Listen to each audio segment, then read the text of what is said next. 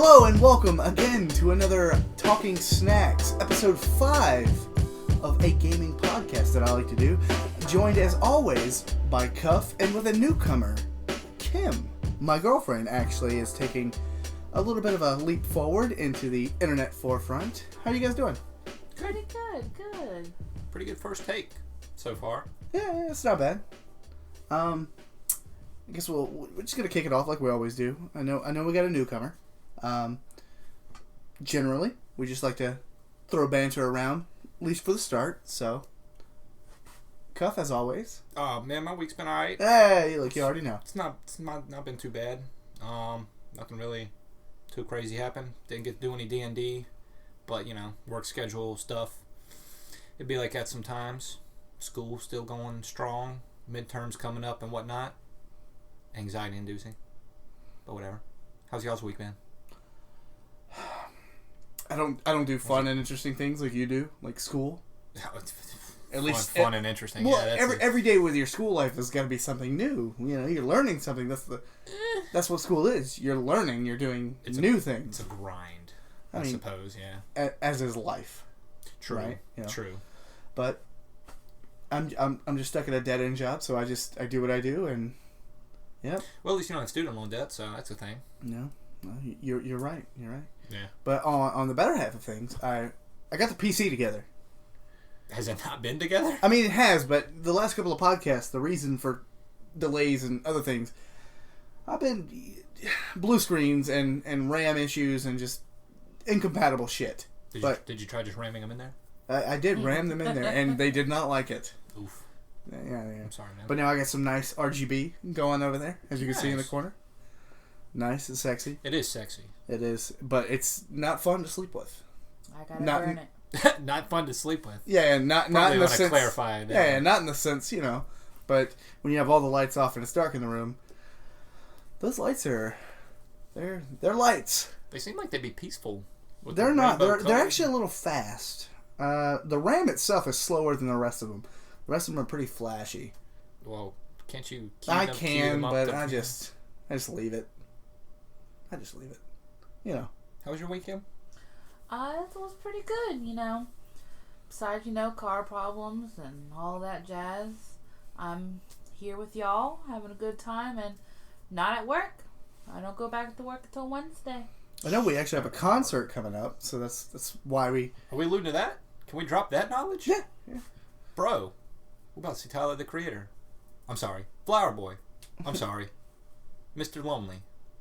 I'm sorry. Whatever he would like to go by. Igor. There you go. That works. Yeah. From his newest album. Yeah. We actually... Who of us... Who got these tickets? Yeah, I was about to say, all of us have tickets to this. My sweet and adorable girlfriend, which, like I said, first time on the podcast over here.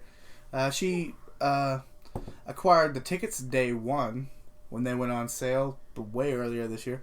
So yeah, we get to go see what used to be the horrorcore, violent Tyler the Creator, but I think we'll see a whole different side of him tomorrow. Now it's the R&B synth groove master, Tyler. I'm down with it. I'm digging the Dave Strider hair he's rocking. Just blonde, flowy locks. We looked at some of the merch table the other day. He's actually selling that hair. Oh yeah, we did see that. That was a thing. Low key might scoop some of that up. Yeah. I wonder how much the shirts are gonna be. Probably $40. Standard. Yeah. Band, concert fees is fees. Literally $30 to $40. Wonder how much the beer is gonna be. I'm gonna guess $8 for 12 ounce. Probably 10 for a tall boy. And this is gonna be a first for me because I have really never had a seated concert. That's all right. I went and saw Panic at the Disco earlier this year, and had a seated seat. It was pretty. Should probably clarify for the people listening. Panic at the Disco is mainly just Brandon Urie and random people, right? Well, nowadays. I mean, nowadays, but back in the day, it was him and his other bandmates. But if you ask me their names, I'm sorry to say that I do not know their names. I mean, neither does anybody in 2019. True that. Yeah. So yeah, whatever. He evolved his brand. So. Well, he's gonna be in a soundtrack of his is going to be in a game. I don't remember what that was, but it did pop up on my Facebook when I saw it. That would have been noteworthy. I wish we'd have had notes for that. And, I can look it up on my handy dandy smartphone while we shout out to smartphones. Shout out indeed. Information at your fingertips. Get you a smartphone. Just keep on with the banter while I look up this knowledge. And That's boop, boop. What you been playing this week? Doing? Nothing. To be completely honest with you. Nothing. Oh. Nothing. He doesn't play Final Fantasy anymore, but that's just my saltiness. Oh, goodness. Why would that make saltiness? I allude back to what? Podcast 2? I think? Maybe. I brought that up. Yep, and see, here we are now.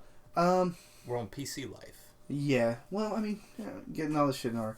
But, I dabble in Gears, and other than that shit, I really haven't fucking done shit. It makes me feel bad. But, trying to make notes for this, and horrible notes for this. But I do what I can, man. I'm trying to stay consistent with this, and just be happy, and do what I do, which is try to make quality content for you folks.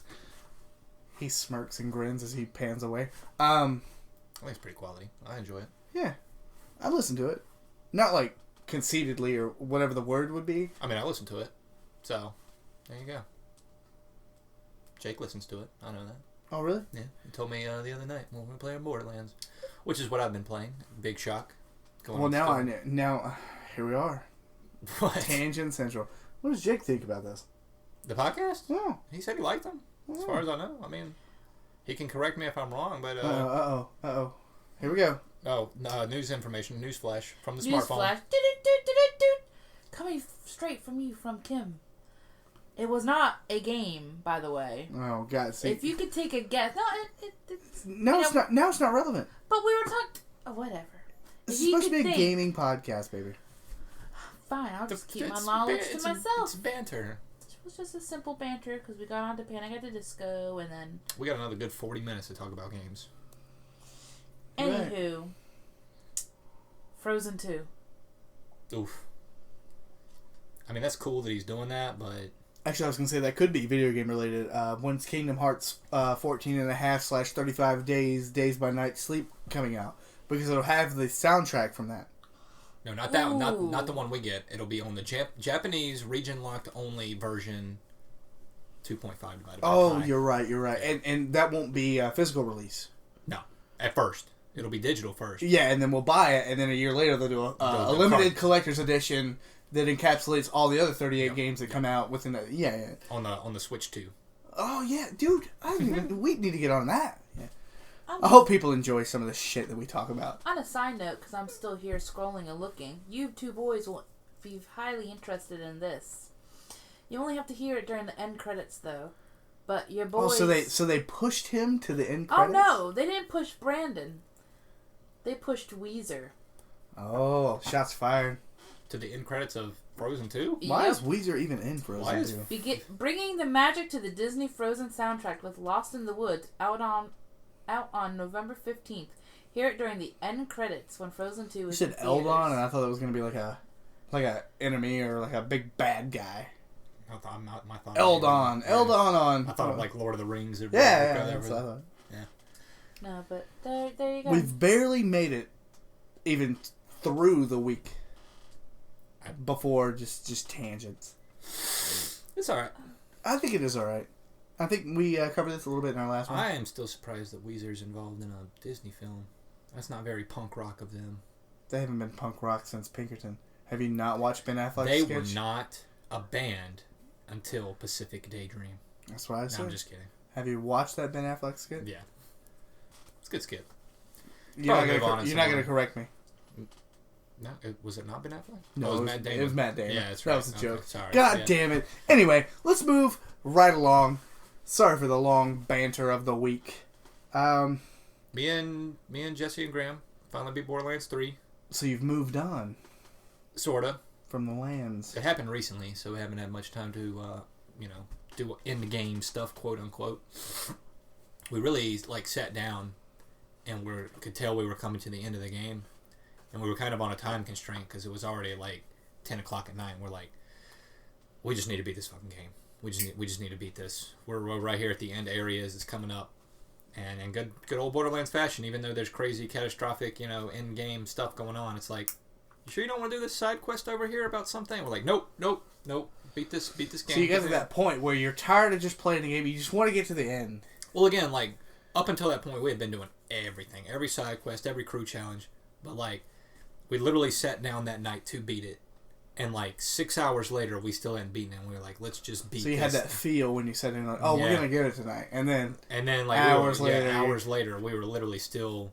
There were still side quests and stuff popping up. We're like, God, let's just beat the game and go back and do them later. Because, you can... Did you beat it? Yeah, yeah, absolutely. And without doing spoilers and stuff, they could have handled it a little bit better. Oh, you tell me this is the first time that Borderlands hasn't... I'm not talking about the way it ended. I'm talking about the cutscene in general. Like, Borderlands has kind of got that jank cutscene animation and stuff. And up until that point, like, all the other cutscenes and stuff looked great. Well, passable, I'll say. They were hype. It's just that last cutscene was just kind of weirdly paced, weirdly shot. Just, I don't know. It hyped up to a little bit of a disappointment, I guess, is what I'm trying to say. I was going to say, that's not the first time. Yeah. A lot of people had big complaints about the first one. That was the only big complaint I remember hearing back in the day about the first one. The ending was just awful. Yeah, that was a thing. The first game literally had no cutscenes in it at all, aside from character introductions where they do the staple Borderlands thing, like, ain't no rest for the wicked. Yeah, here's your intro, and then, here's a new character, and they have like their little quip thing, and then run off and do side missions and stuff for them for like the next 3 hours, and that was it the whole game. And then you get to the end, and it's just like, I mean, I almost said like no spoilers at this point, but I mean, it's like a forever ago game now, but it's just a giant tentacle monster, and you shoot it, and it pukes up a couple weapons, and it's like, that's it. Yeah, you never get to the vault, or whatever you were promised. Yeah, you never get to the vault. There's no in-game stuff. It's literally just that. You can play through it back again if you want to on like the New Game Plus thing, but that's it. A little bit of a letdown. Not as bad this time around.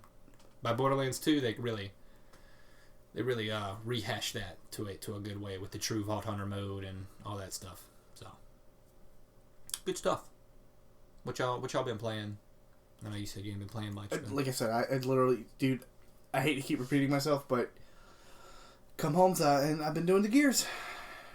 I wish I could play something else, but I attempted to play. I don't know if it's new from Game Pass, but I jumped on some Killer Instinct. I was super hyped when that was announced back when the Xbox One. Super late, I know. It's whatever. Everybody plays games at their own pace, so not knocking it, but I dabbled in that a little bit. It felt good. Had a little mix of Mortal Kombat, a little bit of... Yeah. It was very fluid, a little Mortal Kombat-y. I don't know what else to say. Like I said, I didn't play much of it. I hopped into it and played a couple of rounds, and it was definitely fun. I could see myself playing it, but I'm so late into the scene. It's what is the point? Yeah, there's probably going to be a sequel or something maybe soon, but I didn't play it much. When I first got my Xbox One, it was free. I'm pretty sure it came with like every Xbox One, like it's just a free download, and you pay for it basically through like the season passes and stuff, new characters or whatever. I'm pretty sure that's the model they went with. But aside from playing it on the Game Boy, yeah, I played it on the Game Boy. I've never played Killer Instinct. Are you sure it was a Game Boy? I am fairly certain it was. GBA? No, just regular Game Boy. I'll put money down on that. But I only remember it just basically home consoles, SNES and Genesis. It was definitely on the Game Boy. That's my only interaction with Killer Instinct. I know it's got ultra combos and combo breakers and stuff like that, but characters look good. It was cool. I seen General Rom was in there. Yeah. Battletoads. Yeah. I knew those were there, but still it was cool. They also have the Arbiter, right, from Halo 2. Is that who that was? Yeah. I seen it in the name list. I just didn't pick him. They also don't they have the Ninja Turtles on there? No, that's Injustice. No, they have Battletoads. Yeah, right. If I may interlude, I just looked this up for you two, not knowing if it was on the Game Boy or not. But Killer Instinct is a fighting video game, duh. It was developed by Rare and published by Midway and Nintendo. It was released as an arcade game in the fall of 1994, and the following year ported to the Super Nintendo Entertainment System and the Game Boy. It's my source, Wikipedia. Shout out to Wikipedia. For knowing all the answers. Yeah, but it was also on Genesis, but that's fine. What you been playing, Kim? I have been playing Final Fantasy on a different server since it seems like my boyfriend left me and abandoned me on our original server. Shots fired. It's Final Fantasy 14, by the way. What did I say? Oh, she said servers. Yeah. You pretty much get the gist of that when she said servers, yeah. 14. But being up here in North Carolina since Saturday, excuse me, I bought Untitled Goose Game. How is that? We talked about it a little bit in the last podcast, but as I said, I haven't been playing shit or doing shit, just working and coming home to play Gears, I guess. So it's honestly really fun. You know, when you first open it up, start playing, it does a little tutorial and everything. But the first level's with a farmer, and you know, it gives you a list on things that you have to do, and you go about doing it. You have to make like a picnic. That's the little demo, I think. That was the original demo that they actually showed back in, I think it was PAX of 2018. So yeah, go ahead. Yeah. Well, that was the first level, and you have to try to take his keys. There's a lot of stuff you can... If you take his keys from him, and he can't find them, and if you shut the gate door, you can lock him out of his little garden, and just fuck with all his shit. Pro strats. Big brain time. Yeah, so you can chase him out, and after you get his keys and you chase him out, you're in there in free pickings. Yeah, for example, for some of the picnic stuff, the last part I had to get the radio, and I didn't realize when you pick up the radio it makes noise. So I'm running with it. He hears me. He's chasing me because you got to go outside of his little garden by the lake, pond, whatever. And I put it down. Well, I didn't realize I didn't have something else. So when I went to go get that and bring it back, he was already taking the radio and going to put the radio back. You pesky little goose. So I had to go fuck with something else in his garden. So we would drop that and quickly grab that, put it back. Because as long as you have everything on the blanket, it crosses it off the checklist. Even if he picks it up? Even if he picks it up and takes it back. So it's forgiving. So it's not like... Yeah, okay. But one of the things is, one of them you had to make him hammer his own finger. Yeah, I think we see that in one of the trailers. Oh, yeah. And you have to honk at him. And he does it. And it is, like you said, forgiving for if you mess up. He just kind of like looks at you. And then he goes back. Well, it kind of chase you. Is there any repercussions? I guess. Can he catch you? Can you? Does it happen? Do you start over if he catches you? No. What if? Does he like make goose soup? Well, there's like a time limit or something, right? You have to do it all in. No, I didn't see no time limit when I was playing it. If you grab something and he notices you, he will chase you, and then he'll hold on to it and do like a little tug of war. So there's no. No, so far anyway. Like I said, yeah. I literally when I played this morning, I was just able for him to open up the gate that I couldn't open because I'm a Well, even though that is the first level, so maybe that's the reason. But I hope the whole game's not like that because for me, anyway, you're a challenge. Yeah, I mean, at least a little bit of a challenge. I mean, it is a challenge. You try to get all those things and put them on the I will blanket. honk that motherfucker to death. Well, he'll just look at you like you're stupid. I seen the perfect meme today. Yeah. And it encapsulated that. It was like, sorry for even attempting to do this, but AAA publishers, gamers want big open worlds, glossy graphics, blah blah blah. And it was like gamers. I'm an angry goose. Honk honk honk. You know, like fuck. We're not that hard to please. Yeah. Some of us are, but just get rid of microtransactions. Let us play as an angry goose. We're good. God damn. But overall, it's really that's gonna be a fucking thing one day. What, Untitled Goose Game microtransactions? No, I would love to just talk about microtransactions. I fucking hate everything about it. I'm sure everybody does. I hate free to play shit. What better time than now? Because we got a list to go through, and we're already 20 minutes in. All right, let's go on down the list. As we do. Weekly list. Code Vein. I've been playing it. I know you have. Yeah. After we beat Borderlands 3, I started playing it. It came out Friday, so pick that up, and it's anime. Yeah. It's very anime. Are there big titty bitches? Yes. Within 5 seconds of the game, they are literally greeted there with you in full camera, and just torn shirt thing, just nipples. No. No nipples. Man nipples? No. Not yet. Have not seen any of those yet. But waifu boobs aside, it's literally as Dark Souls anime. It's got that Dark Souls feel, stamina, health, light attack, heavy attack. Any differences? Guard, parry. Any grins or gripes?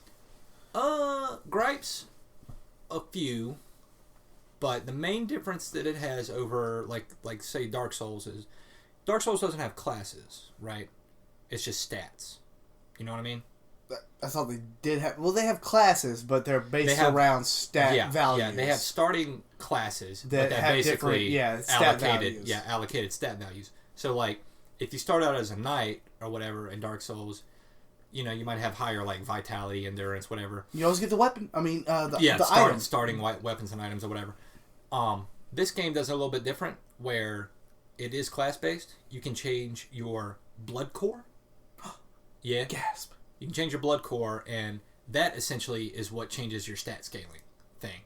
So, like, right off the bat, it gives you 3, like, Ranger, Hunter, Caster. Oh, yeah, okay. so, you got, like, the strength thing, the dexterity thing. And they change, like, the scaling, I'm guessing. Yeah. And so that's how they do it. And each... That sounds like... Can you change them after the fact? Mm-hmm. Yeah. So you can just switch them around. Mm-hmm. But I guess, do you level up and do you put individual values? So far from what I've noticed, I've leveled up a few times, and as far as I can tell, when you level up at a bonfire or a thistle or missile or whatever it's called, it's like a little plant, it just levels up your base stats, like HP, stamina, and something else. But so it's doing... Well, it's doing a couple things. I was going to say, it's kind of doing like the base work of... the game. That seems a little more forgiving. Because in Dark Souls, I think the value system makes it what it is. Not knowing what to actually put the values into kind of gives you... Well, that's where the whole... the difficulty, because you can put it in health, you can put it in defense, but who knows if that's the right choice. It all comes down to your playstyle. That's what. But what you're telling me, no casuals allowed. You need to know the stats, and the math, and everything. But you're telling me you can put the orbs in, and then they just kind of level up your base stats. And what, can you level up other things on your own, or just it levels up base stats and your orbs just kind of? So it goes off a couple things. When you level up, you have like just HP and stamina is what it does. On top of that, whatever weapons you have equipped and whatever armor you have equipped gives you stat things, if that makes sense. Yeah. And your class. Well, yeah. So like RPG stuff. RPG stuff, basically. So they took a little bit from Dark Souls and a little bit from JRPGs, our JRPG stuff, and kind of just meshed the two of them. But it's nowhere near as hard as Dark Souls is. Like, well, I mean, yeah, just the way you said that every level kind of automatically levels vitality and stuff like that. Kind of seems like that. Because in Dark Souls, you can choose to not level those things. Mm-hmm. Oh, yeah, maybe you're better attacking, but... You can go straight up luck and just run like a blood build or something. And yeah. Show my Dark Souls knowledge real quick. And, or you can just go full on dexterity, use those Uchigatanas and whatever. Go ahead, shout out your player card with your platinums for all of them. Yeah, don't mean to brag or anything, but I do have platinums on Bloodborne and Sekiro. Back in the 360 days, got all 1,000 gamer score in Dark Souls 1 and 2, so I think I know what I'm talking about a little bit at least. But I think it's getting hot in here, just a little bit. Sorry, I didn't mean to flex all my stuff. We need the room to be cold. It is a little hot in here, but regardless. Oh, I'll leave then. I've only played it for about a total of 3 hours or so. It's definitely just made for anime fans. Well, I was going to say 3 hours may not be enough time. Yeah, that's what I'm saying. Because a lot of games nowadays, it used to be, within the first hour of games, you get your full force of mechanics and everything. But nowadays, you can fucking play a game, and they'll unleash some shit 3 hours in, and then towards the end of the game, they'll throw a whole, so. Well, my biggest gripe that I have with it is it's anime, and the story is anime. I don't mind that the characters look anime, whatever. That's cool. I love waifu, big titties, whatever. The same as the next person. Who doesn't? Right. Don't hate me, baby. But it also translates over into like the plot as well. The plot is very anime of just like they, them, and unambiguous enemy entity the vague thing. The vague entity that's creating us is causing us to think everybody's all edgy and dark and depressed, and you got to take it as it comes, I guess, because it's like I said, very anime, but gameplay wise, solid so far. I like it. Is it more sword and board, or is it more Bloodborne? It's more on the Bloodborne side. So a little more attacky and less shield and very sword. much more offensive stuff. You can block and parry in it, but it's very unforgiving.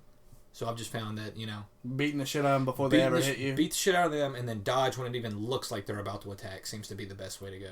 They got the clipping thing, like Souls. Clipping thing, where you can just roll through them. Oh yeah, absolutely. Yeah. That's the best way to do it, honestly. Yeah. So it didn't even matter because this game's if they look like they're about to attack, just roll through them, and they're probably stuck in an animation lock, swinging forward, so you're behind them, and then. Yeah, when in doubt, roll into the attack. That's a good Soulsborne Sekiro tip. Yeah. This game is very forgiving on that. When you dodge, you have a good 2 seconds of just invincibility frames. Dark Souls, Bloodborne, you got like a fraction of a second. You got to really be on that. So that's neither here nor there. That's my experience so far with Code Vein. I'll give it 4 double D anime titties out of 5. Is it going to be a reoccurring rating system? Yeah. Maybe. Yeah. I'll jot that down in the notes when we get done. Well, the character creator is also very dope. I know you showed. Yeah, you sent video pictures to us all.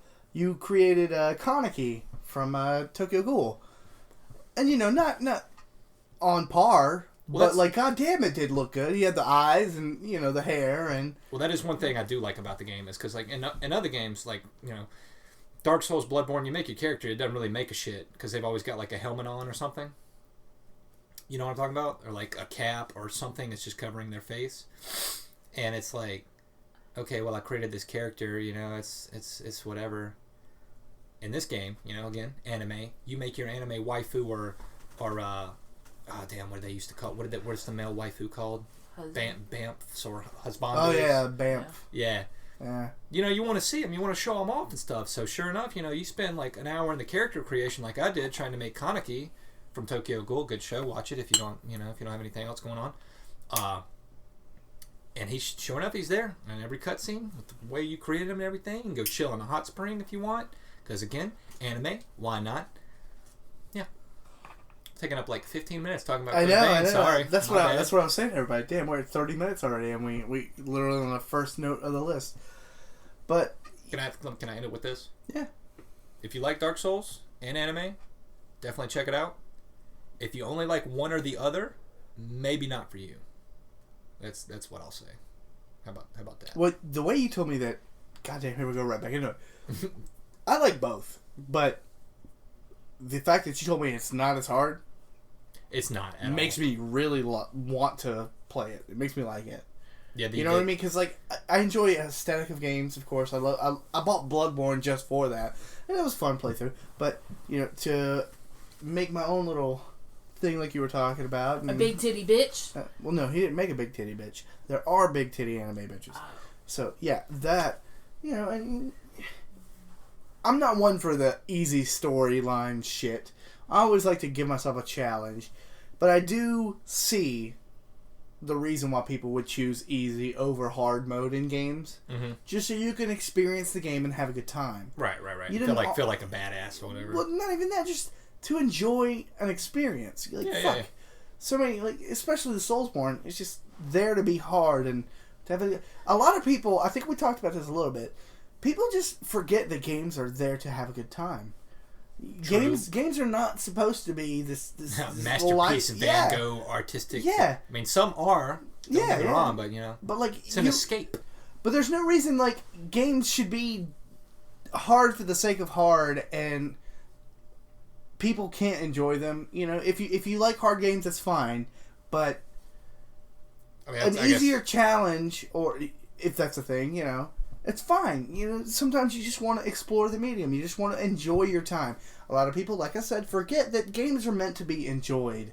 Mm-hmm. We're all out to get the trophy or the achievement or to show people that, oh God, I got this rank in this game. I did this. But you just lack of better terms, just play the game. Yeah, just sit down and smell the roses. And again, I might be wrong. This game might get more difficult. Like I said, I'm still basically in like the starting area. I've only fought like 2 bosses so far, so there's no reason to say that the game is definitely easy. It's still like it's probably still just like introducing things. You know, so we'll see how it goes.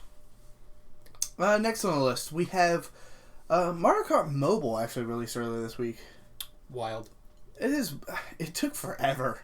I don't know if anybody actually paid attention to any of that, but I signed up for the beta when it actually was announced, and of course, what's the luck of getting a beta code for a Nintendo mobile game? Didn't happen. So here we are now. It took it fucking way too long, I think. I mean, it has the polish, it has everything that you would expect from a Nintendo game. A couple of things that you would not expect from a Nintendo game, but it seems to be a reoccurring theme for their mobile releases. Does it have microtransactions? Oh my God. Does it really? It's awful. That's terrible. It's awful. Why? Because, I don't know. They know that what kind of microtransactions is it? It's awful. It's awful. They have their the skins or racers are locked behind randomizers as everything, yeah. And there's like a 1 in 333 chance. I don't know if there's duplicates. I don't know how that works.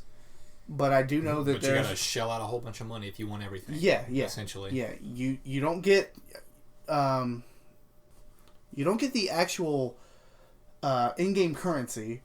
You get very little. And even if you buy the pass, you basically just win extra things for every race. And it's $5.99 a month. It's a monthly subscription. To play one game? Yeah. Jesus Christ. That is... What does that come to play when you got to pay the $5.99? That's disheartening. They have modes locked behind that paywall. Yeah. And like I said, you can get characters and stuff, but by the grace of God, yeah, because mobile games, they trickle you the currency that you need to roll a dice, and you got a 1 in 330 fucking chance of getting whatever you want. Yeah, yeah, of getting any character. Jesus, and of course they're tiered. I played a little bit of it. Tell us about that. I mean, I'm a huge fan of Mario Kart. Always have been.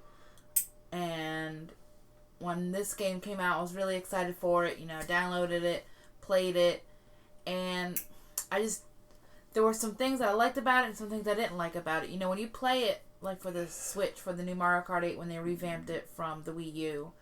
Quote, revamp. Yeah, revamp.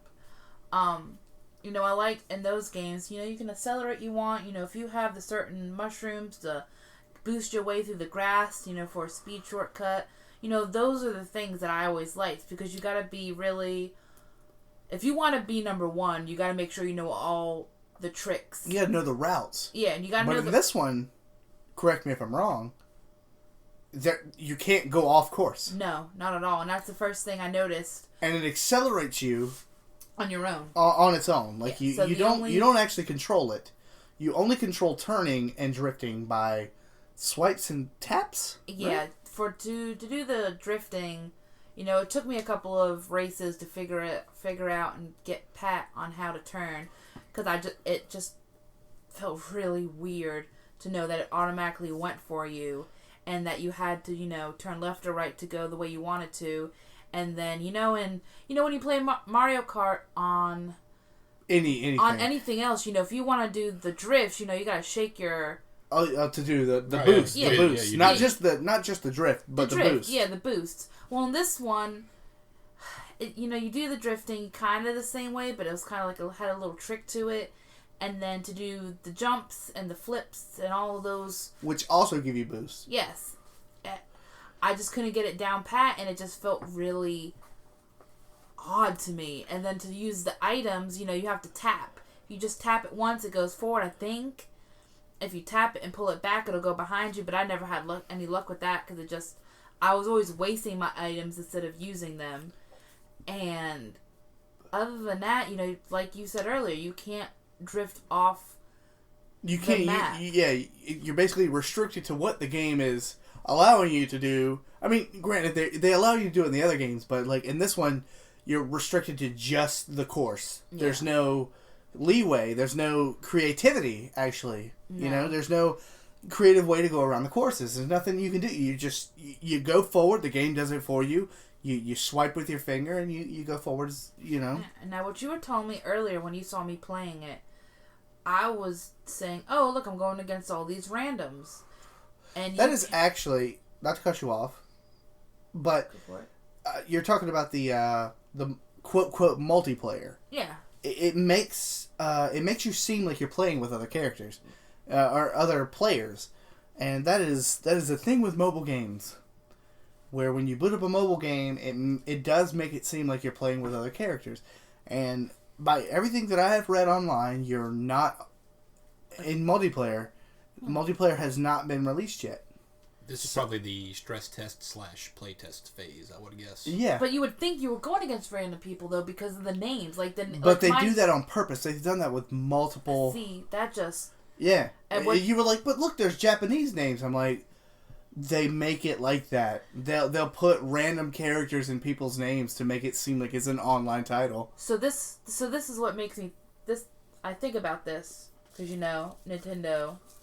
And any gaming company, they always try to do bundles or loot boxes or loot whatever. Will the multiplayer be behind the paywall that you have to pay? I honestly, as shitty as I think it will be. I do think it will be. And the only reason I think that is because if you look at Nintendo Online with the Switch, they have had free online ever since. And then they just randomly was like, okay, everything's locked behind the paywall now. And now they drop free mobile games. So here we are now with Animal Crossing and Mario Jump.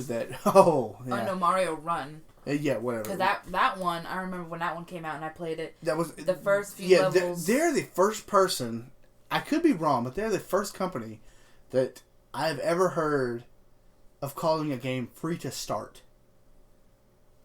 Free to start. Oh, when they have a couple of for free. Yeah, well, you could start the game, and then in order to progress, you have to pay. Yep. That's dumb. Yeah, that is like greedy. That is, I don't know what the fuck to call it. It's greedy capitalism. That's what the fuck that is. That's what it sounds like. They give you a taste of something that you want, and then make you pay for it later. God, that's almost as worse. That might even be worse than EA. Like if you even just want to play the rest of the game, you have to pay at least. Well, I mean, with you EA, can play the game. Well, sure, but up to a certain point. But if you want to unlock stuff and do other things in it, other than just play the same generic thing and grind for 38 fucking hours to get a maybe character, well then you pay.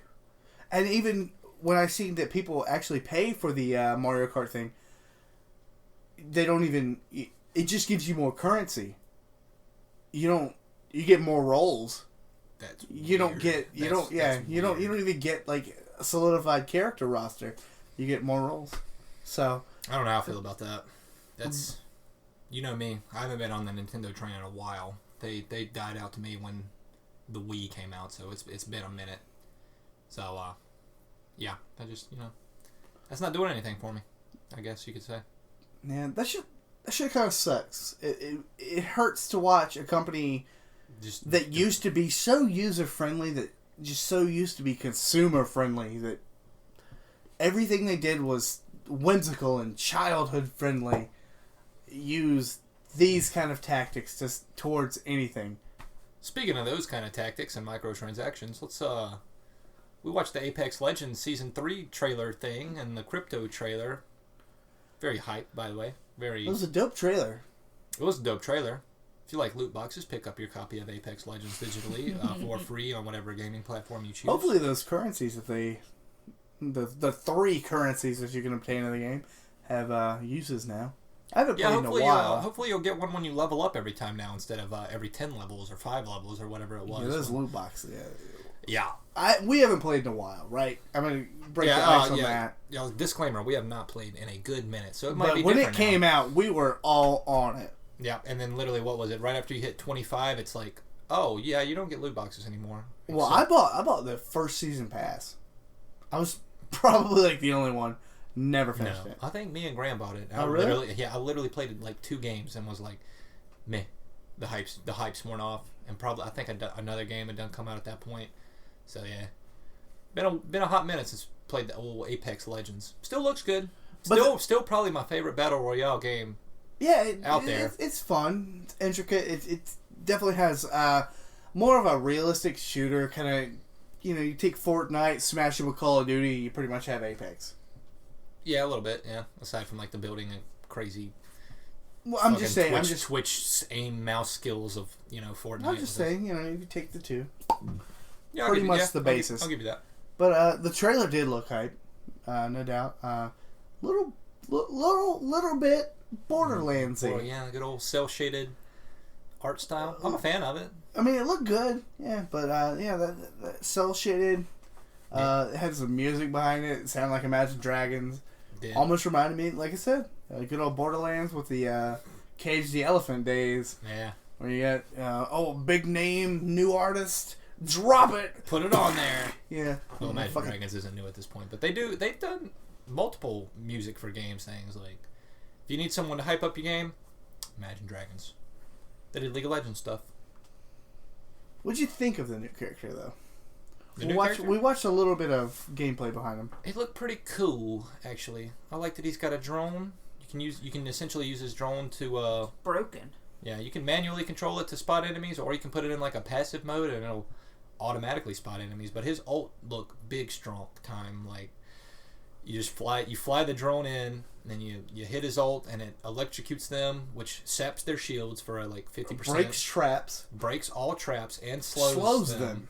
For the guy we were watching play it on IGN, he didn't give like a time, but that's all you need, right? Just that initial swoop in. With teamwork, though, yeah, with teamwork, that shit sounds broken. A little bit. It'll probably be balanced and patched and stuff. Yeah, it won't take long. I would hope. But like we said, if it comes down to closed circle, where you get down to minimal people, that shit sounds ridiculous.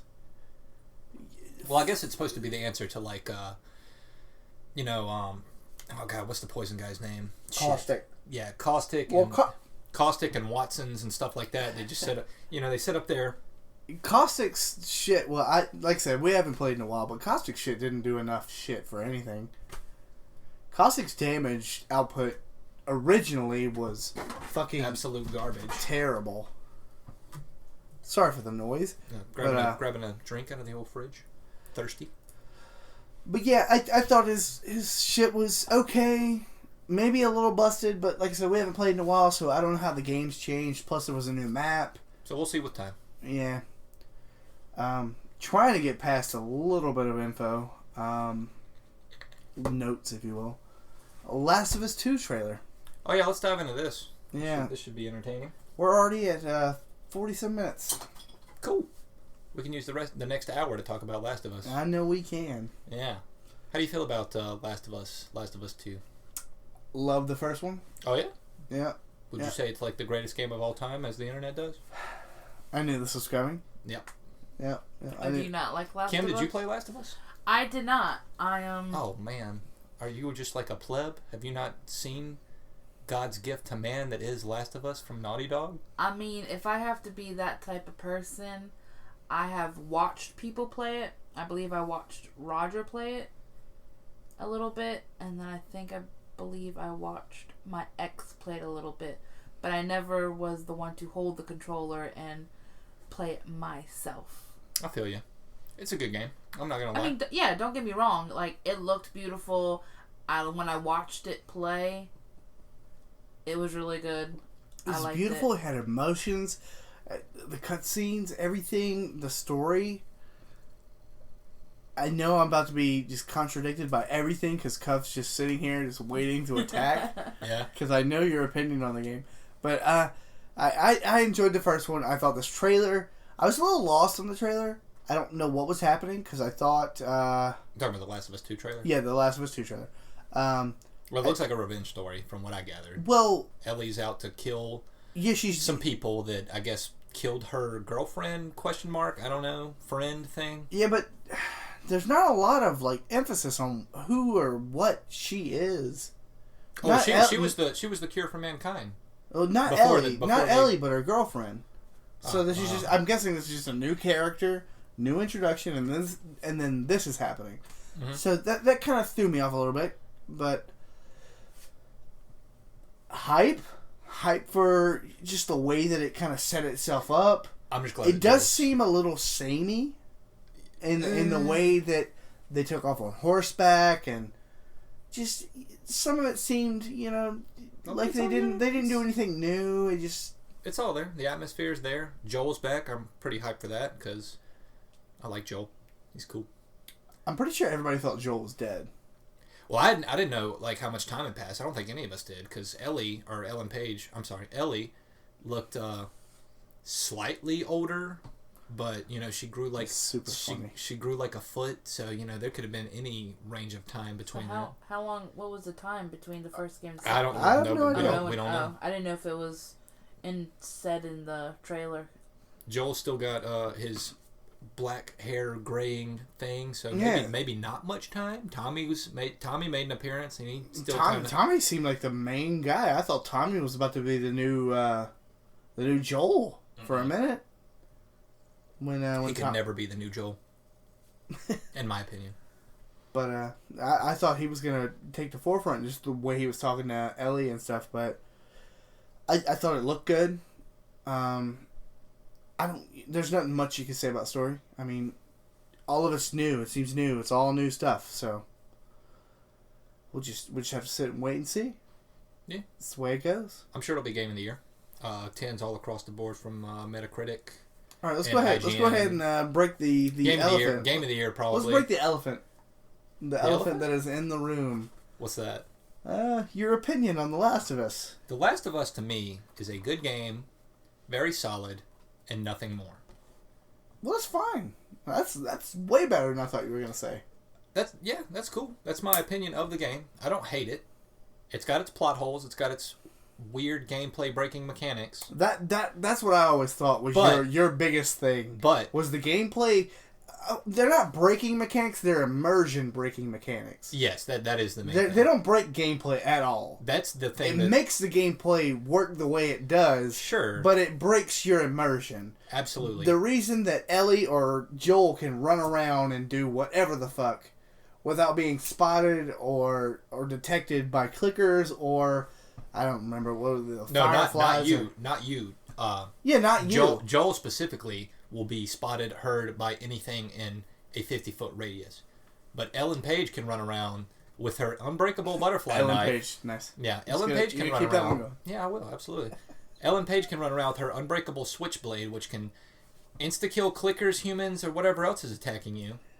Meanwhile, Joel has to rely on, prison shivs.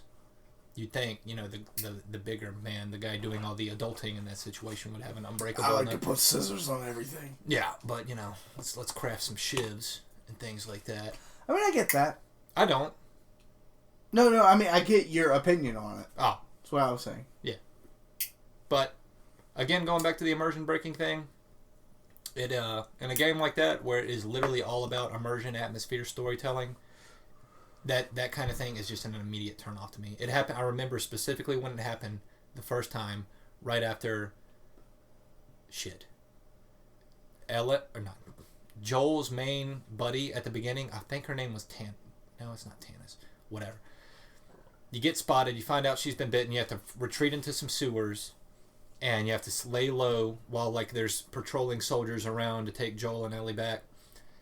And I just seen Ellen Page run right by 2 NPC guys. Literally. Probably bump into him and... Bumped into him, ran right by him and everything. And immediately all the hype and immersion and everything up until that point was just shot. Gone. As soon as I seen that, I was like, oh my God. But... It's that kind of thing. And then it continues that way through the whole game. Bill, Henry, all of them are invulnerable for the most part to everything. I understand. But that gets overlooked by anybody who's ever played the game that's been on the internet and seen that, oh man, I'm in this echo chamber of just, this is the greatest game of all time. It's an exclusive. It's made by Naughty Dog. I'm just going to overlook all these game-breaking things because it's Naughty Dog and it's The Last of Us and it's the greatest game ever made ever of all time. We've had this discussion before. Yeah. But other games that have like a glitch here or a glitch there, shit, absolute shit, goddamn garbage. Get it off my list. Why is this even a game? You know. Like I said, we've had this discussion before, and the only thing I can say to that is that you have to understand, and you do, we both do, we all do, how games work. No, not how games work, how people work. Well, how biases work. Okay, so your problem is not with the game, it's more of with the fan base or the unanimous decision that is the fucking GOAT. It is just untouchable. Anything Naughty Dog touches is just pure gold. It could be a pile of shit. Naughty Dog made it. That's the greatest pile of shit ever taken known to humankind. Sure, it might be lumpy and full of corn, but Naughty Dog did it, so it's whatever. That's my biggest beef in a nutshell. I could go on about ladders and strangling, but it's whatever. So it does make sense to you, though, in the sense that it is a game and you have to have a stealth situation, and it would... Not only does it break the immersion with the character running around, but it would suck fucking dick. Sure, it would suck dick, but it would be more immersive. If your character that had terrible programmed AI just ran around and got you caught. Resident Evil 4 did it better. And that game came out like... Goddamn, but did those situations suck? Sure, they suck, but that's part of the game. You have to take care of this girl who can't help herself, you know? So, there that is. Yeah. You're right. I'm just saying. Like I said, that's like my opinion, man. I'll be crucified by the internet all day long on my opinion of that. Good. That's what we need, though. I guess. We need opposing opinions. Yeah. Yeah. That's how you have conversations and grow as a human. Yeah. Most people don't understand that. They're just like to stick in a bubble. Yeah. Echo chambers and people that agree with them. Guys, we've officially hit over the runtime. So we're just going to keep... Do we have a runtime? No, we don't. Oh. And I don't give a shit. I do this. True. It's our shit. So, I told you as soon as we got a third person on, we hit an hour easy. So. Welcome, Kim. Heyo. Anyway, moving on down the list. Actually, no, wait. I feel like we need to move on, because just get shit done. But Last of Us 2 is not having multiplayer. How do you feel about it? Just real fast, you know? I'm fine with it. I know you are, because we talked about this before the podcast. I played multiplayer at Jake's house back in the day when he had Last of Us, and it's just a square fest. You know what I mean by that? Naughty Dog has this very terrible thing in their games where you can just melee everything to death. Even The Last of Us had this issue. I didn't bring it up because, you know, I was already tearing into it. But if you play through that game, you can literally just straight up punch everything to death. Infected, clickers if you have a brick. There, I was going to say. Yeah, whatever. That was, yeah. Just smash square and you can get through it. Even Uncharted in some way. Just melee everything to death. Yeah, if there's not a lot of people around on Uncharted. But yeah, I enjoyed the multiplayer. I mean, weapons definitely have their advantages. Yeah, until you get punched. No, I mean, if you let them get close enough to you, that's your fault. Yeah, and then you get punched and die in like 3 hits. I mean, you can counter and there is. Or if you have a shiv, it's an insta kill. Yeah, well, then there's nothing you can do. But yeah, or you can make a melee weapon and do that way. Just smack them. Who needs guns? I enjoyed The Last of Us multiplayer. I did not. I did. Yeah. I played a lot of it on the PS3. I also didn't enjoy that it has trophies associated with it. Those are always bad. Online trophies or achievements or... Because I wanted to platinum The Last of Us Remastered and I could not because it had multiplayer trophies. A fucking 6-year-old game, I guess, at the time. I'm throwing that range out there like I know what I'm talking about. had multiplayer trophies. Dumb.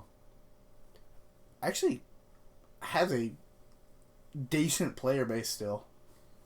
People still play it. Probably still. People still giving Naughty Dog handjobs. Yeah. It's probably a sex move at this point called the Naughty Dog. Yeah, people still play it. Where you just destroy all of mankind because you don't want to let go of this girl that was an issue like a few months ago, but she almost got raped, so now there's character development all of a sudden. I'm sorry, I'll go ahead. You go ahead. Oh, you're fine. You're fine. Spoilers, by the way.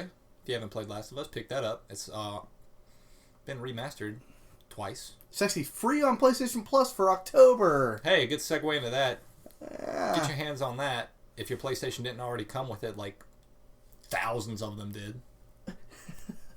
Play through it on grounded mode and let me know how that goes for you. Don't do that. Done said my piece, I guess. You done overblasted me a bit. Sorry. On the no, it's fine. It's fine. So I guess on to the next. Call of Duty Modern Warfare 2019. I was about to say, which one? Yeah, we have to do that now. That's the thing that we have to do with games. Because people have the issue of repetitively naming a game the same fucking name constantly. And then slapping the wrong number on there. Or just like putting the title. Yeah, it's just Call of Duty Modern Warfare. Which one? Because there was 1, 2, 3. Remaster. Or port, or whatever it was. That was a remaster, yeah. Yeah. So no, it's not 1, 2, or 3. It is Modern Warfare. the first one, 2019. Anyway, we covered this, I think, last podcast, maybe, or the one before. But the interesting news that we do have is that it's getting a survival mode that is strictly locked to PlayStation. And that was the only reason I put this on this list. It's just so we could see our opinions on that shit, because in my, quote, opinion, like it makes a shit, that's awful. I don't understand that That's at all. awful. I understand exclusivity and stuff. Maybe if it was for like a month. Even that's bad, I think. I guess, but like maybe like an incentive to buy it on Yeah, PS4. yeah. Maybe. Yeah, so obviously they have money in someone's pockets. I guess. Someone has pockets, so they're doing that whole thing. But a year for a game mode. Yeah. That's probably crazy. That's devastating. That is crazy. That's devastating. There'll probably be another Call of Duty game by the time that becomes unexclusive. Yeah, because they have like quarterly releases. Pretty much. They always have like the Treyarch and then Activision. Well, they're all Activision, but they have like Treyarch and then Infinity Ward. Yeah, there you go. Yeah. So, I don't understand it. I mean, I do understand it, but I think that's a bad consumer advocate thing. I don't get that. That does nothing but hurt us as gamers.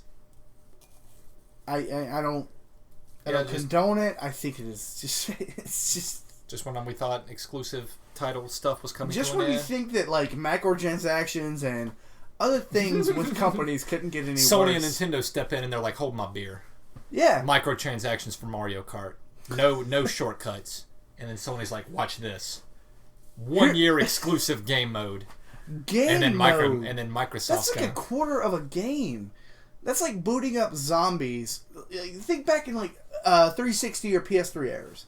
You boot up a game and you're like, oh, well, you can't play zombies because it's the most coveted game mode of World at War. And goddamn right that it'll be all over Twitch because so everybody on PlayStation will be playing it. So either it'll be a massive hit or nobody will give a fuck about it.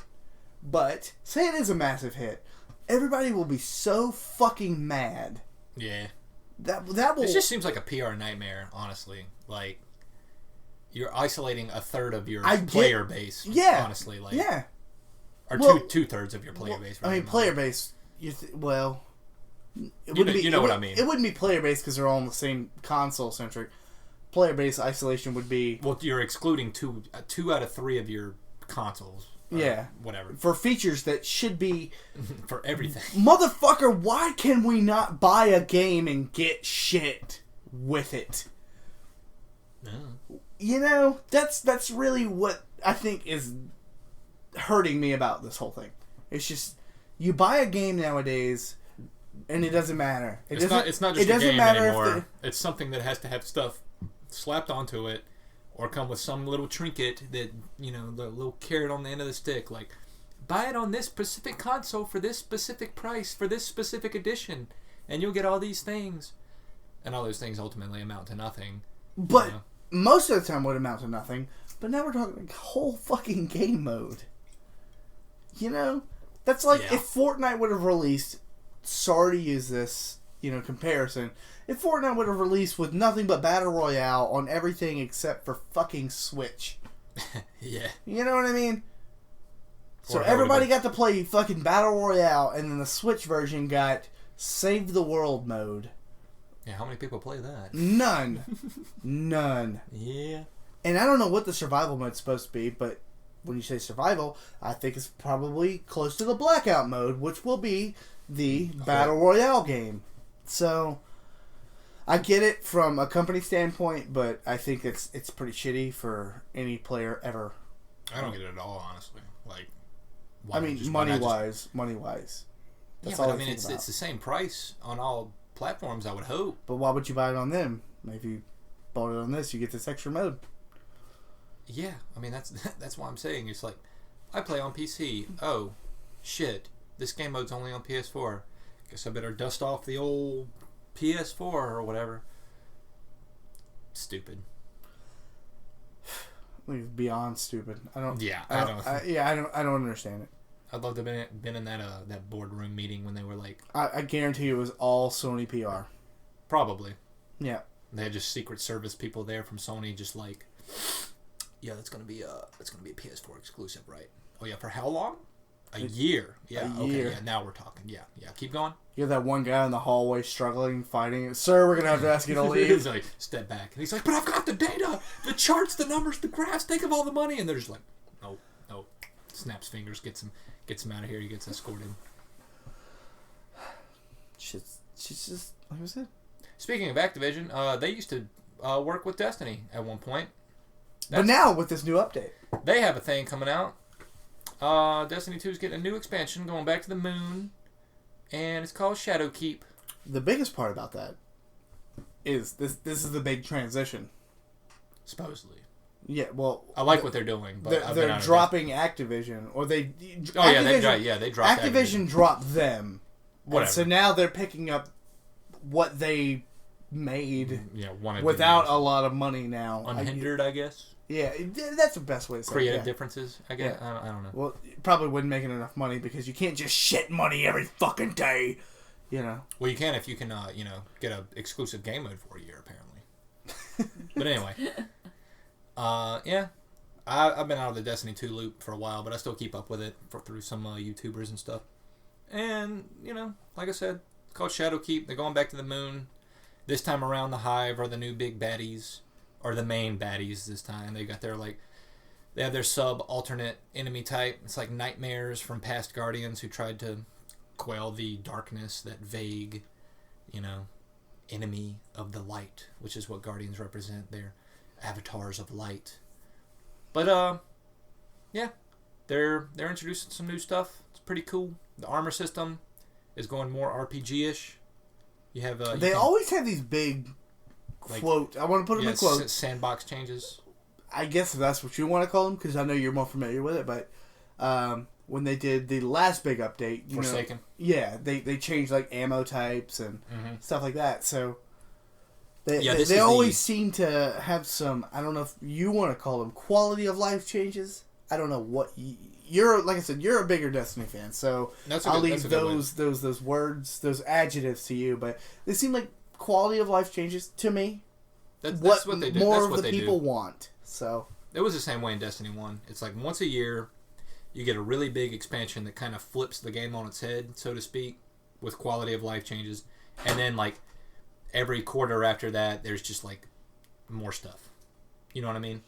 So like you get the sprinkles. Yeah, that's essentially what they are. When we were doing Forsaken. That was what's that game? Gambit. You got the Gambit. Yeah, the Gambit season. Yeah, the that kind of the Armory of the Forge, Sprinkles. Yeah, exactly.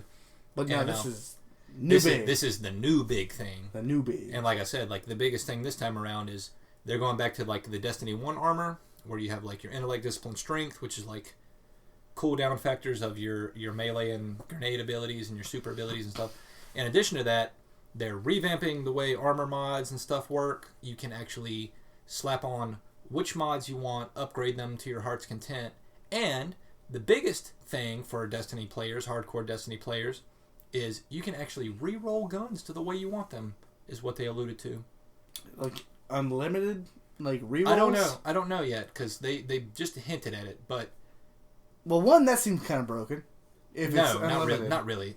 It's basically... Oh, you mean like re-roll, not like stat changes, but like re-roll them like... The perk-wise. Yeah, to kind of work with your character. Yeah, see, there's a As thing. opposed to like... As opposed to like just here's a random gun. With a random perk. Right. More or less, like, this one works better with maybe like a hunter or maybe maybe like your armor, because then your armor. Sorry. Yeah, you good, but that's essentially how it works on paper. It's like you get a gun, you like the way this gun works. You know, you want it to be a quote unquote god roll or the way have the perks that you want it to have. Apparently, they're adding a way for you to get the specific perks and stuff that you want onto it. So, that's pretty neat.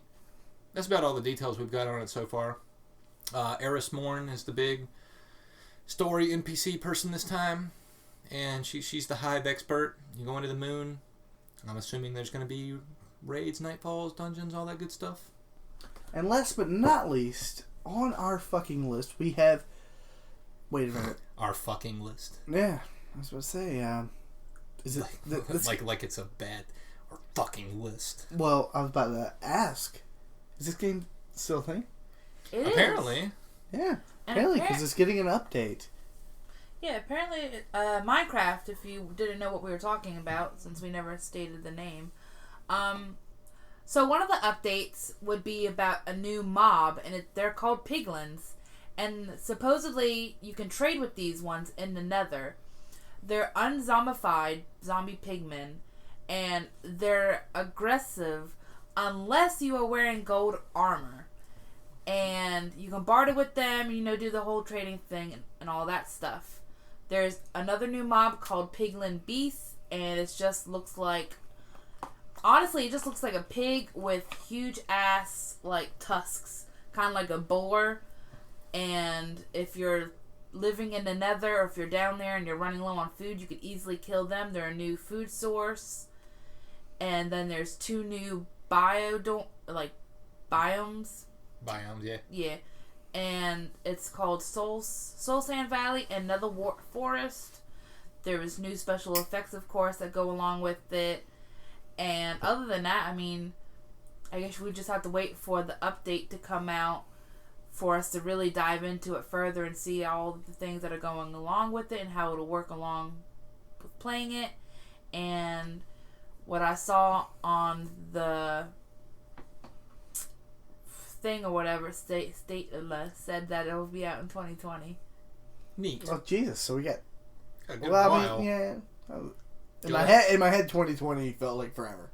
Y'all ever play Minecraft? Ever? Y'all ever delve deep into Minecraft? Oh yes. No. Yes. Yeah. I have dabbled.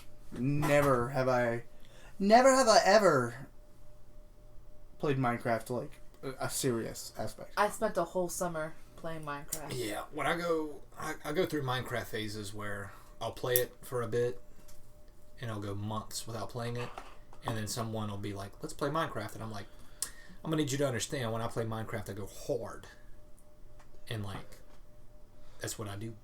And the Nether is not a friendly place. No, at all. Not at all. That is where if you're playing on survival, which seems to be the whole trend thing with this whole the Minecraft resurgence. I haven't played a lot of Minecraft, but it seems like if you're listening to this news or you're even caring about this, it seems like a thing that you would play in survival mode. That why seems the to fuck be would you ever? Why would this matter if you wasn't in survival mode? You know. I guess it's kind of a way to flex a little bit. I suppose is like people have done Let's Plays of Minecraft for forever, but the survival mode is like the new. I'm going in hard kind of thing. And I'm going to tell you straight up, I would not do that at all. Because there are so many things that can kill you in Minecraft in the blink of an eye. Like creepers, gravity, lava, just anything. If you want to fight the wither, that's a thing. But, I'm fine with it. The updating the nether, cool deal. Be careful in there. Don't sleep in a bed. Water buckets don't work. What happens if you sleep in a bed in the nether? You just die. If you sleep in a bed in the nether? In the nether, yeah. You just die. I don't know why. Probably some lore or something behind there, but yeah. But yeah, no, I spent a whole summer playing Minecraft. My friend, we'd get up in the morning, I literally would eat breakfast, and then I'd log on to Discord and Skype. That's when I used Skype to talk. And it was just me and was that 10 years ago? 3 or 4 friends. What is it? What year is it? What year is it? What's my age again? Get out. Honestly, no. Probably like 8 or... It's been long enough. Yeah, it's been long enough. Nobody uses Skype. Well, there's a whole reason why people don't use Skype, especially... It automatically starts up when you start your computer up. I don't like that. Well, so does Discord. Yeah, I don't like that either. It's an internet hog as well. Well, that aside. It literally takes up everything. It's very annoying when people call you to... Who the fuck designed that fucking sound? Somebody with broken eardrums. I know. Yeah. Boop, boop, boop. He's probably the kind of guy who Boop, would sleep in a bed in the nether. Yeah. This podcast, this is a milestone. I thought the last one We broke an hour. Yeah. We broke over an hour. Yeah. I told you it was going to happen. It was, for my first podcast, I thought it was pretty fun. I was quiet for a lot of it because I didn't know what to say. Not really what to say. The etiquette. Yeah, well, not even that. I didn't have enough knowledge to just put my 2 cents in. Like Mario Kart. That's where you shine, baby. Yeah, thank you. Apex Legends, I could have spoke a little bit about. Because I did play Apex, but I was just like, meh. And then Minecraft, so... It's all good. You could probably school us on some Final Fantasy 14 stuff, right? Yeah, since y'all both fucking left me. Oh, you've beat Shadowbringer's story, right? No. Okay, well then. Yeah. See me on that. Yeah, go ahead and sit back in the back seat as we all conclude episode 5 of Talking Snacks. But wait. Just like that? Wait, no, it's not time to go yet. I don't think it is either. No, we can easily talk about something else. No, what? No. Yeah. Yeah. Yeah. What else? This is called a mutiny. This is where we override you. Yeah, get out. Get out of the seat. Yeah. We're taking over. You need to finish the Shadowbringer story, though. It's pretty hype. I mean, I have, but then y'all left me, so I had to go... Homie, you hop servers and shit. Yeah, because y'all left me. Well, then... Alright, well, now we're just adding additional runtime for no reason. Okay, I'm sorry. I'm sorry, but go ahead. Can I give a shout-out, though? Shout-out segment? I just want to give a shout-out. Yeah, we're doing shout-outs now. Yeah. I gotta get my shout-outs out the way. But for real, a shout-out going to Joey. Appreciate it, my dude, for always sharing his videos and shit and listening in. Big ups. Whoop whoop. Shout out to Joey. I'm guessing that's Snugbug. I hope so. I don't know. I could be wrong. But either way, appreciate it, my dude. Yeah, man. Share that shit. Yeah. But, yeah. Appreciate it all. Links will be everywhere below. And thank you for joining us for another episode of Talking Snacks.